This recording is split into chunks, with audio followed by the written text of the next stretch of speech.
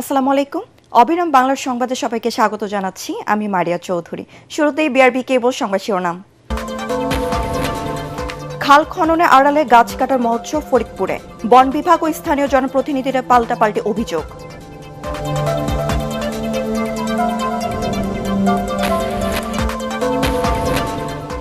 কুরবানি চাহিদা তুলনায় চট্টগ্রামে ৩৫,০০০-এরও বেশি পশুর ঘাটতি। গতবারের চেয়ে দাম অনেক বেশি, দুশ্চিন্তায় ক্রেতারা।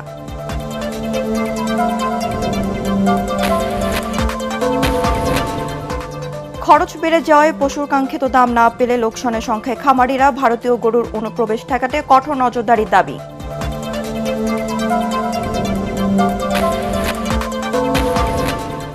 ওমানে গাড়ির ভিতর থেকে উদ্ধার হওয়া রাঙ্গুনিয়া প্রবাসী 4 ভাইয়ের মরদেহ দেশে পৌঁছেছে। 11টায় রাঙ্গুনিয়া জানাজা শেষে পারিবারিক কবরস্থানে দাফন।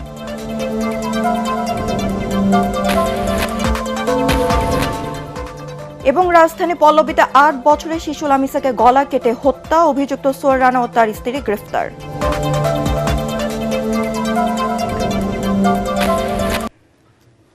শুনছিলেন বিআরবি কেবল সংবাদ শিরোনাম, এবার জানিয়ে দেব বিস্তারিত। ফরিদপুরের বোয়ালমারীতে খাল খননের আড়ালে চলছে গাছ কাটার মহোৎসব। স্থানীয় প্রভাবশালী একটি চক্র খালের দুই পাড়ে শত শত গাছ কেটে নিয়ে যাচ্ছে বলে অভিযোগ উঠেছে। গত কয়েকদিনে নির্বিচারে গাছ কাটে এলাকাবাসীর মধ্যে ব্যাপক ক্ষোভের সৃষ্টি হয়েছে। এই ঘটনায় বন বিভাগ ও স্থানীয় চেয়ারম্যান একে অপরের বিরুদ্ধে পাল্টাপাল্টি অভিযোগ তুলেছেন। বিষয়টি তদন্তের উপজেলা প্রশাসন একটি তদন্ত কমিটি গঠন করেছে। ফরিদপুর থেকে কামরুজ্জামান সোহেলের পাঠানো তথ্য ও ছবি নিয়ে রিপোর্ট, বিস্তারিত জানাচ্ছেন আশিকুর রহমান। ফরিদপুরের বোয়ালমারী উপজেলার গুনবহা ইউনিয়নে খাল খননের আড়ালে চলছে গাছ কাটার মহোৎসব। নদের চাঁদ বাজার থেকে স্লুইস গেট পর্যন্ত কয়েক কিলোমিটার এলাকা জুড়ে খনন কাজের সুযোগে খালের দুই পাড়ের বিভিন্ন প্রজাতির প্রায় 3 শতাধিক গাছ কেটে নেয়ার অভিযোগ উঠেছে।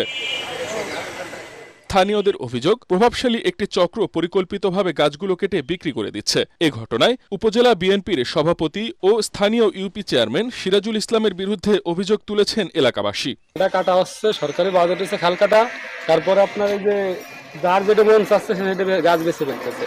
এই যে গাছ বেচছে, যে আপনার এই বাড়ি যে ওহাব দাদা পুরা করে লোকটা নিয়ে গাছটা বেছে রাখে, 3 গাছ বেছে। গাছ কাটলে রাস্তায় করতে হবে, মানে যে সব অক্সিজেনের করতে হবে, সব করতে হবে। খালে তো মনে হয় বাঁচবে না, বুঝছেন, কিন্তু গাছটা নিয়ে যাচ্ছে, এটা তো ক্ষতি হচ্ছে। মানে রাস্তার পাশে থাকলে আমরা গাড়ি গুড়ি চালাই, একটু আমাদের উপকার। অন্যদিকে গাছ কাটার ঘটনায় বন বিভাগের দাবি, চেয়ারম্যানের যোগ সাজসেই গাছগুলো কাটা হয়েছে। তবে চেয়ারম্যান অভিযোগ অস্বীকার করে উল্টো বন বিভাগের উপর দায় চাপিয়েছেন। বন বিভাগের গাছগুলো বন বিভাগের কর্মকর্তারা, বিশেষ করে কর্মকর্তা সাহেবের উপস্থিতিতে বন বিভাগের গাছগুলো কাটা হয়েছে। সে শুরুতে না জানিয়ে ওখানকার খাল খনন কর্মসূচির জন্য আমাদের বন বিভাগের গাছ কাটছিল। তখন আমাদের যে উপজেলার দায়িত্বে আছে সে খবর পেয়ে সেখানে তৎক্ষণাৎ যায় এবং তাকে গাছ কাটার জন্য নিষেধ করে। এদিকে খাল খননের নামে গাছ লোপাটের অভিযোগ তদন্তে একটি কমিটি গঠন করেছে উপজেলা প্রশাসন। খালের এরিয়ার বাইরে খাল কাটার বাধা সৃষ্টি করছে না, এরকম কোনো গাছ কর্তন বা অপসারণের কোনো সুযোগ নেই। তারপরে সবকিছু মিলিয়ে আমরা আজকে একটি তদন্ত কমিটি গঠন করছি এবং কমিটি নিশ্চয়ই সরেজমিনের তদন্ত করে বিস্তারিত বলবে, তখন আমরা আরো সঠিকভাবে স্পেসিফিক সবকিছু বলতে পারবো। সরকারি নিষেধাজ্ঞা উপেক্ষা করে নির্বিচারে গাছ কাটার সঙ্গে জড়িতদের বিরুদ্ধে তদন্ত করে ব্যবস্থা নেয়ার দাবি জানিয়েছেন স্থানীয়রা। Bureau report, ATN Bangla. চট্টগ্রামে জমে উঠেছে কুরবানির পশুর হাট। তবে এবার ক্রেতা ও বিক্রেতা উভয় পক্ষে রয়েছেন দুশ্চিন্তায়। জেলা প্রাণী সম্পদ বিভাগের তথ্য মতে চাহিদার তুলনায় চট্টগ্রামে ৩৫,০০০-এরও বেশি পশুর ঘাটতি রয়েছে। এর উপর খাদ্য, জ্বালানি তেল ও পরিবহন খরচ বেড়ে যাওয়ায় পশুর দাম গতবারের চেয়ে অনেক বেশি। চট্টগ্রাম থেকে বিস্তারিত জানাচ্ছেন ইরফানুল হক। চট্টগ্রামের সাগরিকা কিংবা বিবির হাট, সবখানেই এখন পশুর সারি। দূর দূরান্ত থেকে প্রান্তিক খামারি আর ব্যবসায়ীরা গরু নিয়ে আসছেন চট্টগ্রামের পশুর হাটগুলোতে। তবে বাজারের হাকডাক ছাপিয়ে এবার আলোচনায় পশুর সংকট আর বাড়তি দাম। জেলা প্রাণী সম্পদ বিভাগের তথ্য মতে চট্টগ্রামে পশুর চাহিদা প্রায় 8 লাখেরও বেশি, কিন্তু যোগানে ঘাটতি রয়েছে প্রায় ৩৫,০০০-এরও বেশি পশুর। এই বিশাল শূন্যতা আর পশু খাদ্যের চড়া দামে শুরুতেই অস্থির চট্টগ্রামের পশুর হাটগুলো। বিক্রেতারা বলছেন, মধ্যপ্রাচ্যের যুদ্ধ পরিস্থিতিতে জ্বালানি সংকট ও পরিবহন খরচ বেড়ে যাওয়ায় পশুর দাম গতবারের তুলনায় অনেকটাই বেশি। এই জনের দামও বেশি, এই জন্য আমরা দাম একটু বেশি চাচ্ছি। তেলের দাম বাড়িতে রাখে, ভাড়া লাগলে বেশি, আর ভাড়া লাগছে বেশি, ভুসির দাম বেশি। যদি কমে বেচা হয় আমাদের খুব লস হবে। অন্যান্য বছর তুলনায় গত বছরের থেকে এবছরে গরুর দাম অনেক বাড়তি। ছোট গরুর প্রতি 20 থেকে 30,000 টাকা বাড়তি মনে হচ্ছে এবার। বাজারে ছোট ও মাঝারি সাইজের দেশি গরুর চাহিদা থাকলেও দামে যেন আগুন। নিজের বাজেটের সাথে পশুর দাম মেলাতে হিমশিম খাচ্ছেন সাধারণ মানুষ। খামারিদের দাবি, শ্রমিকের মজুরি ও ওষুধের দাম বাড়ায় পশুপালনের খরচ এখন নিয়ন্ত্রণের বাইরে। প্রতিদিন গরু আসতেছে, আরো আসবে এবং বেচা বিক্রি শুরু হয়ে গেছে, দিনের পর দিন আরো বাড়তে থাকবে। অন্যান্য বছরের তুলনায় এবার কিছুটা দাম বাড়তি হওয়াতে বিপাকে ক্রেতা বিক্রেতারা। দামে কিছুটা সামঞ্জস্য ফিরিয়ে আসুক, প্রতিটি ঘরে ঈদের আনন্দ ছড়িয়ে পড়ুক, এমনটাই প্রত্যাশা হাটে আসা ক্রেতা বিক্রেতাদের। ইরফানুল হক, এটিএন বাংলা, চট্টগ্রাম। কোরবানি ঈদকে সামনে রেখে যশোর, খাগড়াছড়ি, মাদারীপুর, জয়পুরহাটের খামারগুলোতে চলছে শেষ মুহূর্তের ব্যস্ততা। তবে গোখাদ্য পরিচর্যার ব্যয় পরিমাণ বেড়ে যাওয়ায় কাঙ্ক্ষিত দাম না পেলে লোকসানের সংখ্যায় রয়েছেন খামারিরা। একই সাথে কোরবানির হাটে ভারতীয় গরুর অনুপ্রবেশ ঠেকাতে কঠোর নজরদারির দাবি তাদের। এদিকে প্রাণী সম্পদ বিভাগ জানিয়েছে, সীমান্ত দিয়ে অবৈধভাবে পশু আসা বন্ধে তৎপর রয়েছে প্রশাসন। প্রতিনিধিদের পাঠানো তথ্যচিত্রে আরও জানাচ্ছেন মাসুদ রানা। ঈদুল আজহাকে সামনে রেখে যশোরের ছোট বড় খামারগুলোতে এখন দম ফেলার ফুরসত নেই। দেশি জাতের পাশাপাশি খামারগুলোতে শোভা পাচ্ছে বিদেশি জাতের নানা পশু। খামারিদের দাবি, কোনো রকম ক্ষতিকর ঔষধ ছাড়াই সম্পূর্ণ প্রাকৃতিক উপায়ে পশু মোটা তাজা করা হয়েছে। তবে গোখাদ্যের চড়া দামে দুশ্চিন্তায় বেড়েছে তাদের। খাবারের দাম বাড়ার ক্ষেত্রে আমাদের গরু বা লালন পালন করে বা খুব বেশি আমরা লাভবান হতে পারছি না। আশা করতেছি ইন্ডিয়ান গরু তো না ঢোকে, আমার গরুগুলো ভালো দামে বিক্রয় করতে পারে। গরুতে লাভ হয় না। আমি কুরবানিতে আমার বয়সে গরু বেচতে পারিনি, বড় বড় গরু তৈরি করি কিন্তু বিক্রি হয় না। আমাদেরকে উঠান বৈঠক, ভেটেরিনারি মেডিকেল ক্যাম্প, লিফলেট বিতরণ এবং প্রশিক্ষণের মাধ্যমে প্রাণী সম্পদ অধিদপ্তর থেকে আমরা সচেতনতা ডেভেলপ করেছি। ব্যস্ততার এই চিত্র পাহাড়ি জেলা খাগড়াছড়িতেও। এখানকার মাটিরাঙ্গা শেড এগ্রো ফার্মে নজর কেড়েছে বিশাল আকৃতির ষাঁড় সম্রাট ও সুলতান। শাহিওয়াল ক্রস ব্রাহ্মা যেগুলো আছে ওগুলো সাধারণত 8 থেকে 10 লাখের ভিতরে আমরা সেল করার চিন্তা ভাবনা রেখেছি। এখানকার হচ্ছে একটা পাহাড়ি গরুর একটা আলাদা একটা বৈশিষ্ট্য, কারণটা হচ্ছে এখানে কিন্তু দানাদার খাবার কিন্তু কম ব্যবহার করা হয়। জয়পুরহাটের কালাইয়ের খামারি ফজলে রাব্বি 1.5 বছর ধরে তৈরি করেছেন 18 মনে এই বিশাল ষাঁড়, যার দাম হাঁকাচ্ছেন 7 লাখ টাকা। যদি নিতে আগ্রহী হয় সামনাসামনি এসে দেখে দাম দর করে তারপরে নিতে পারবে। আমাদের অফিস থেকে নিয়মিত সে খামারটা তদারকি করি এবং আমাদের তত্ত্বাবধানে খামারে নিয়মিত কৃমিনাশক, নিয়মিত টিকা প্রদান করা হয়। মাদারীপুরে খামারিরাও আধুনিক শেড নির্মাণ, পশু নিয়মিত গোসল ও স্বাস্থ্য পরীক্ষার মাধ্যমে ব্যস্ত সময় পার করছেন নিরাপদ উপায়ে পশু মোটা তাজাকরণে। ঊর্ধ্বগতির কারণে খরচটা খামারের বেশি হয়ে যাচ্ছে, তো সেক্ষেত্রে একটু দাম নেওয়ার সংশয় আছে। সরকার একটু না দেয় তাহলে তো আমরা মার চলে যাবো। প্রাণী সম্পদ বিভাগের কর্মকর্তা বলছেন, পশুর স্বাস্থ্য নিরাপদ নিশ্চিতের পাশাপাশি প্রাকৃতিক উপায়ে মোটা তাজাকরণে সব সময় পরামর্শ দেয়া হচ্ছে। আমাদের মাঠ পর্যায়ে যে সমস্ত উপসহকারী প্রাণী সম্পদ কর্মকর্তা, ভেটেরিনারি ফিল্ড অ্যাসিস্ট্যান্ট, তারা মাঠে মাঠে উঠান বৈঠক করছে, আমরা এটা মনিটর করছি। সীমান্তে কড়াকড়ি বজায় থাকলে ন্যায্য দাম পাওয়ার আশা খামারিদের। মাসুদ রানা, এটিএন বাংলা।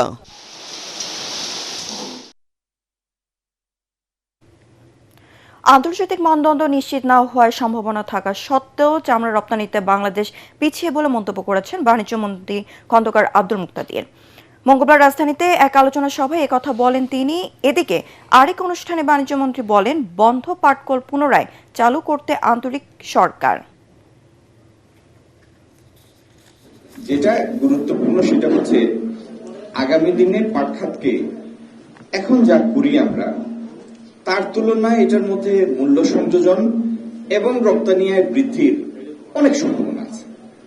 এই 1 বিলিয়নের পাট শিল্পকে 5-7 বিলিয়নের একটা খাতে পরিণত করা মোটো কোনো আকাশ কুসুম পরিকল্পনা না, এটি সম্ভব। কোরবানি ঈদ উপলক্ষে বিদেশ থেকে পশু আমদানির প্রয়োজন হবে না বলে জানিয়েছেন প্রাণী সম্পদ প্রতিমন্ত্রী সালাউদ্দিন টুকু। চোরাচালান বন্ধে সীমান্তে নিরাপত্তা জোরদার করা হয়েছে বলেও জানান তিনি। ঢাকা বিশ্ববিদ্যালয়ের সিনেট ভবনে এক আলোচনায় তিনি এসব কথা বলেন। জানান দেশে প্রায় 1,23,00,000 গবাদি পশু মজুদ আছে। একই অনুষ্ঠানে পানি সম্পদ মন্ত্রী শহীদ উদ্দিন চৌধুরী অ্যানি ছাত্র রাজনীতির বিমুখতা থেকে বেরিয়ে আসার আহ্বান জানান। খায়রুল ইসলামের রিপোর্ট। ছাত্র রাজনীতিকে সবাই সহযোগিতা করতে হবে এবং এটা যে খুব সচেতন ভাবে ভালো কাজ করেন, ভালো কাজ যেন ছাত্ররা করতে পারে, ছাত্র নেতৃত্বরা করতে পারে, সেই দিকে আমরা তাদেরকে সহযোগিতা করবো ইনশাআল্লাহ। ওমানে গাড়ির ভেতর থেকে উদ্ধার হওয়া রাঙ্গুনিয়ার 4 প্রবাসী ভাইয়ের মরদেহ মঙ্গলবার রাতে দেশে এসে পৌঁছেছে। বিমানবন্দরে তাদের মরদেহ পরিবারের কাছে হস্তান্তর করা হয়। সরকারের পক্ষ থেকে এই দায়িত্ব পালন করেন চট্টগ্রাম 7 আসনের সংসদ সদস্য হুম্মাম কাদের চৌধুরী। ওমান সরকারের সাথে সার্বক্ষণিক যোগাযোগের মাধ্যমে দ্রুত নিহতদের লাশ দেশে ফিরিয়ে আনা হয়েছে বলে জানান তিনি। প্রত্যেকের জন্য 35,000 টাকা করে দেওয়ার ঘোষণা দেন হুম্মাম কাদের। আজ সকাল 11টায় রাঙ্গুনিয়ায় জানাজা শেষে পারিবারিক কবরস্থানে দাফন হবে 4 প্রবাসী ভাইয়ের।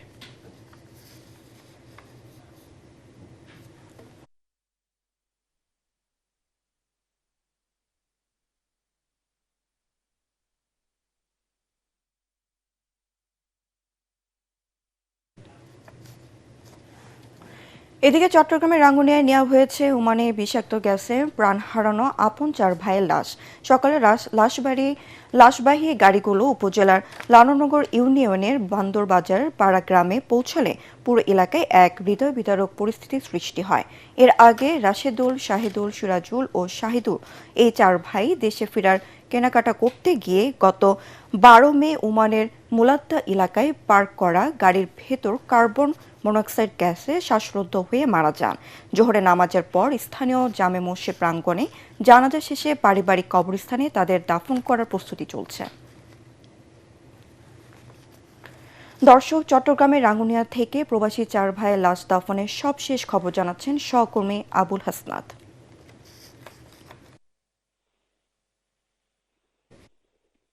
হাসনাত, আমাদেরকে সর্বশেষ তথ্য কি আছে আপনার কাছে, আমাদেরকে জানান। জি মারিয়া, আসলে অত্যন্ত বেদনাদায়ক এই একটি ঘটনা যে একসাথে 4 ভাই প্রবাসে ছিলেন। তারা গত সপ্তাহে বুধবার তারা প্রাণ হারান, আসলে মর্মান্তিকভাবে প্রাণ হারান। 1 সপ্তাহ পর তাদের লাশ গত রাত্রে ঢাকা হয়ে চট্টগ্রামের রাঙ্গুনিয়া উপজেলার যেটা লালনগর ইউনিয়নে আসে। আজ বেলা 11টায় সেখানে তাদের জানাজা হবে। গত রাতে যখন তাদের লাশ পৌঁছে আসলে গ্রামের বাড়িতে, সেখানে এক হৃদয় বিদারক দৃশ্যের অবতারণ হয়। তাদের সেই গ্রামের প্রয়াত মোহাম্মদ হোসেনের 4 ছেলে ক্রমান্বয়ে একে একে প্রবাসে যান। তারা আসলে অত্যন্ত দরিদ্র পরিবারের ছিলেন। তাদের মা প্রয়াত মোহাম্মদ হোসেন অনেক বছর আগে মারা যান। তাদের মা সেখানে তাদেরকে খুব কষ্টে তাদেরকে লালন পালন করেন এবং তাদেরকে প্রবাসে পাঠান। কিন্তু 4 ভাই বিদেশ থেকে গত 15ই মে তারা দেশে ফেরার কথা ছিল। 4 ভাইয়ের মধ্যে 2 ভাই তাদের দেশে ফেরার কথা ছিল, কিন্তু এরই মধ্যে তারা যখন বাজার করতে যান, গাড়ির মধ্যে তাদের গ্যাস আক্রান্ত হয়ে তারা যে কোনোভাবে তাদের মৃত্যু হয় এবং 1 সপ্তাহ পর তাদের লাশ এখন দেশে ফিরেছে। 11টায় তাদের জানাজা হবে। সেখানে জানাজায় হাজার হাজার মানুষ আশপাশের গ্রামের আসলে অংশ নেওয়ার জন্য এসছেন এবং মানুষের মধ্যে আসলে খুব বেশ এই ঘটনা বেশ তাদের হৃদয়ে খুব নাড়া দিয়েছে।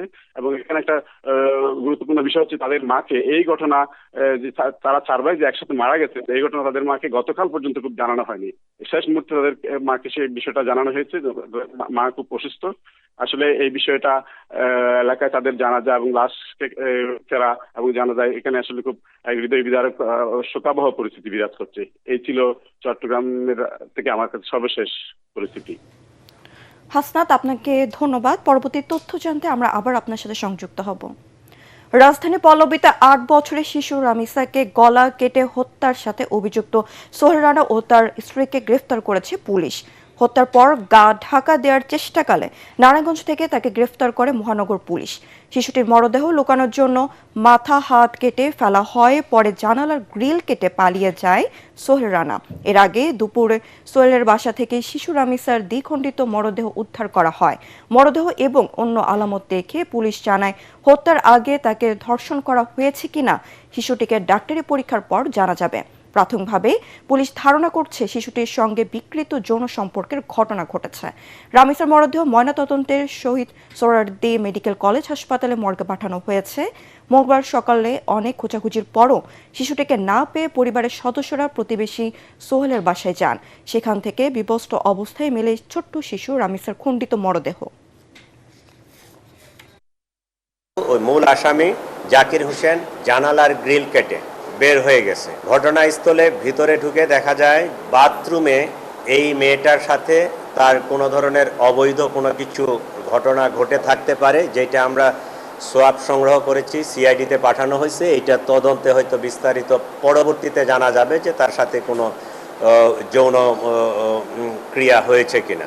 পরবর্তীতে এই ডেড বডিটাকে সম্ভবত লুকানোর জন্য মাথা কাটে ফেলে, হাত কাটে ফেলে টুকরা করার চেষ্টা করে। তার মা টের পায়ে যাওয়াতে দরজায় যখন ধাক্কা দেওয়া শুরু করছে তখন ওই মূল আসামি গ্রিল কাটে সেখান থেকে পলায়ন করে। তথ্য প্রযুক্তির সহায়তায় মাত্র 7 ঘন্টার মাথায় আমরা মূল আসামি এবং সহযোগী উভয়কে গ্রেপ্তার করতে সক্ষম হয়েছি। দেশপ্রেমের মন্ত্রে উজ্জীবিত হয়ে আনসার ও গ্রাম প্রতিরক্ষা বাহিনী সদস্যদের হাত ধরে বাংলাদেশের প্রতিটি গ্রাম আর্থসামাজিক উন্নয়নের কেন্দ্রে পরিণত হবে বলে মন্তব্য করেছেন প্রধানমন্ত্রী তারেক রহমান। বাংলাদেশ আনসার ও গ্রাম প্রতিরক্ষা বাহিনীর 46তম জাতীয় সমাবেশ উপলক্ষে দেওয়া বার্তায় তিনি এই কথা বলেন। এদিকে সকালে গাজীপুরে শফিপুরে বাংলাদেশ আনসার ও গ্রাম প্রতিরক্ষা বাহিনীর জাতীয় সমাবেশে বক্তব্য দিচ্ছেন প্রধানমন্ত্রী তারেক রহমান। আমরা সরাসরি যুক্ত হচ্ছি সেখানে।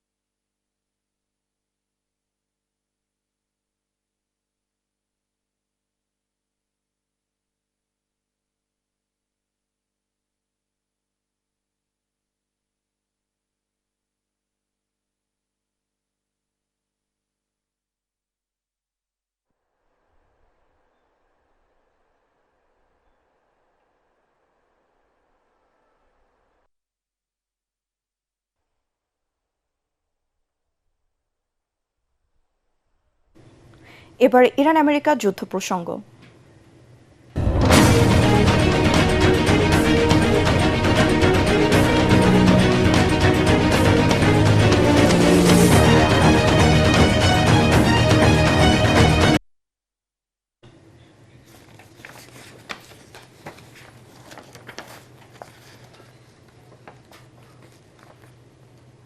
ইরানের সঙ্গে চলমান উত্তেজনা দ্রুত শেষ হতে পারে বলে আভাস দিয়েছেন মার্কিন প্রেসিডেন্ট ডোনাল্ড ট্রাম্প। তবে প্রয়োজনে নতুন করে সামরিক হামলাও চালানো হতে পারে বলে হুঁশিয়ারিও দেন তিনি। ট্রাম্পের দাবি, ইরান এখন আলোচনার মাধ্যমে সমঝোতায় যেতে আগ্রহী এবং তবে দেশটির যেন পারমাণবিক অস্ত্র তৈরি করতে না পারে সেটাই যুক্তরাষ্ট্রের প্রধান লক্ষ্য।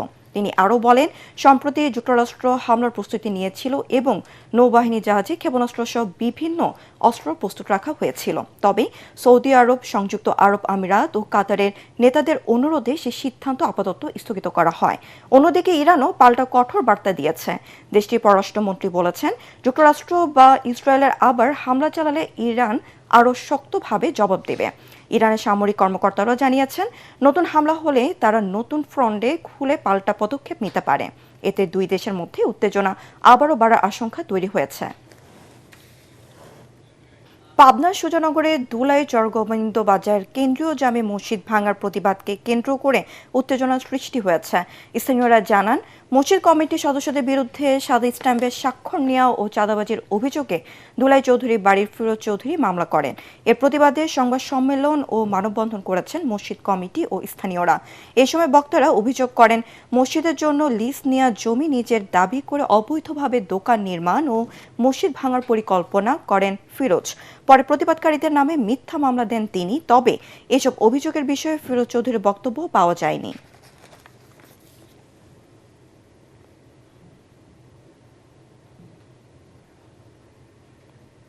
এবার আন্তর্জাতিক সংবাদ।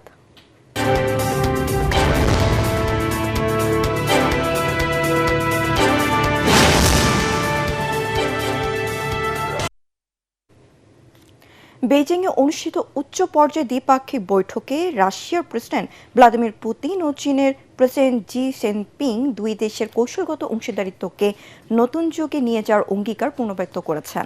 মার্কিন প্রেসিডেন্ট ডোনাল্ড ট্রাম্পের চীন সফরে ঠিক পরপরই অনুষ্ঠিত এই বৈঠকে দুই শীর্ষ নেতা power of Siberia 2 gas pipeline প্রকল্প সহ দ্বিপাক্ষিক বাণিজ্য ও জ্বালানি সহযোগিতা বৃদ্ধির বিষয়ে বিস্তারিত আলোচনা করেন।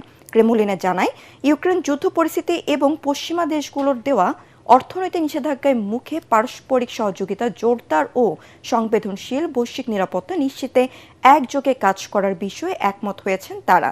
দুই দেশের মধ্যে 25 বছর পূর্তিতে এই বৈঠক শেষে বৈশ্বিক ভূ রাজনীতিতে নতুন ভারসাম্য তৈরির লক্ষ্যে বিশ্বের যৌথ বিবৃতি স্বাক্ষরের পাশাপাশি 2026-27 সালকে রাশিয়া চীন শিক্ষাবর্ষ হিসেবে ঘোষণা করা হয়। এবার খেলার খবর।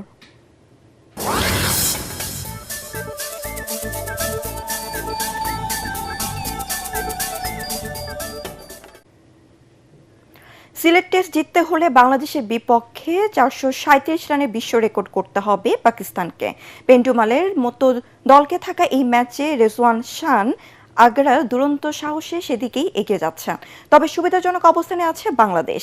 পঞ্চম ও শেষ দিনে আজ পাকিস্তানের 3টি উইকেট তুলে নিতে পারলেই জিতবে টাইগাররা।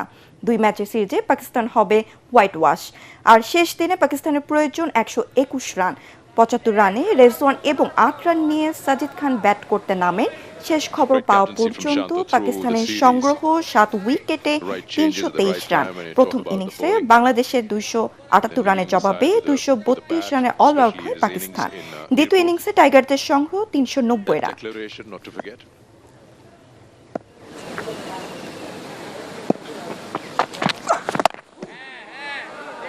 I spoke about that 100 and in the end he's Roberto মার্টিনেজের ঘোষিত 27 সদস্যের পর্তুগাল দলে থাকা মানে ক্রিস্টিয়ানো রোনাল্ডো ষষ্ঠবারের মতো বিশ্বকাপ খেলছেন। পর্তুগাল অধিনায়ক এবং কিংবদন্তি লিওনেল মেসি দুজনই ষষ্ঠ বিশ্বকাপে অংশ নিয়ে নতুন রেকর্ড গড়বেন। এই দুই তারকারই অভিষেক হয়েছিল 2006 সালে জার্মান বিশ্বকাপে। ম্যানচেস্টার ইউনাইটেডের অধিনায়ক ব্রুনেস ফার্নান্দেজ এবং পুনর্নো সিলভার পাশাপাশি আক্রমণভাবে থাকবেন জোয়ারো ফেলিক্স। তাছাড়া প্যারিস সেন্ট জার্মেই থেকে নিয়েছেন আরও 4 জন। আগামী 17 জুন পর্তুগাল DR কঙ্গোর বিপক্ষে বিশ্বকাপ মিশন শুরু করবে। গ্রুপ কেতে তাদের প্রতিপক্ষ হিসেবে আরও থাকছে উজবেকিস্তান ও কলম্বিয়া।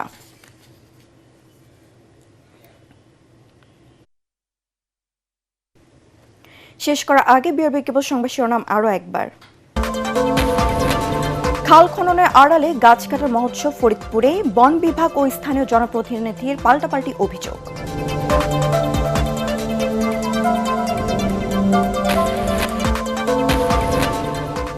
কুরবানি চাহিদার তুলনায় চট্টগ্রামে 35,000-এরও বেশি পশুর ঘাটতি। গতবারের চেয়ে দাম অনেক বেশি, দুশ্চিন্তায় ক্রেতারা।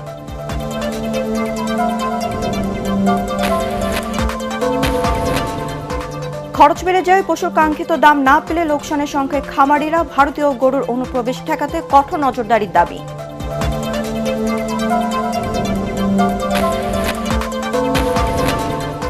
ওমানে গাড়ির ভেতর থেকে উদ্ধার হওয়া রাঙ্গুনিয়ার প্রবাসী 4 ভাইয়ের মরদেহ দেশে পৌঁছেছে। 11টায় রাঙ্গুনিয়া জানাজা শেষে পারিবারিক কবরস্থানে দাফন।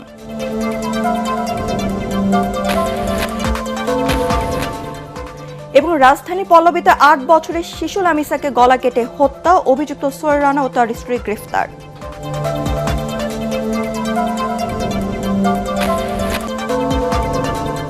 পরবর্তী সংবাদ দেখার আমন্ত্রণ জানিয়ে এখনকার মতো শেষ করছি। এটিএন বাংলা সংবাদ ইউটিউবে দেখতে ব্রাউজ করুন youtube/ATN বাংলা নিউজ। ধন্যবাদ সবাইকে।